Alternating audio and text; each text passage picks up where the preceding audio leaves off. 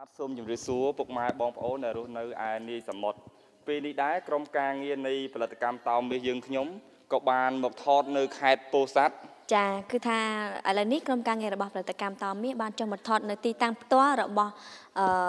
លោកតាកញ្ញាឃ្លាំងមឿងនិងលោកជំទាវខាន់ខៀវហើយទីតាំងនេះគឺស្ថិតនៅក្នុង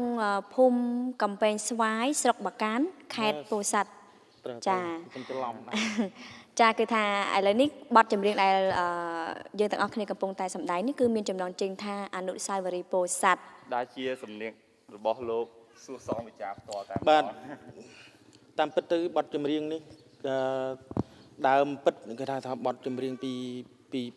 ពីមុនមកណាគឺបកស្រាយដោយលោកអិនយេងអនុស្សាវរីយ៍ពោធិ៍សាត់នេះប៉ុន្តែក្នុងពេលឥឡូវនេះខ្ញុំបាទសួសងវិចារក៏យកបទចាស់ដែលជាសំនៀងដើមរបស់លោកអិនយេងនេះយកមកបកស្រាយសារជាថ្មីក៏ប៉ុន្តែសំនៀងក៏ដូចជាការអឿននេះมันអាចប្រៀបធៀបនឹងអ្នកចម្រៀងដើមដូចជាលោកអិនយេងនេះបានទេដូច្នេះបើសិនជាមានការខុសឆ្គងត្រង់ណាក្តីក៏សូមបងប្អូនឯនាយសមុទ្រទាំងអស់មេត្តាខន្តីអភ័យទោសដល់ក្រុមសិល្បៈយើង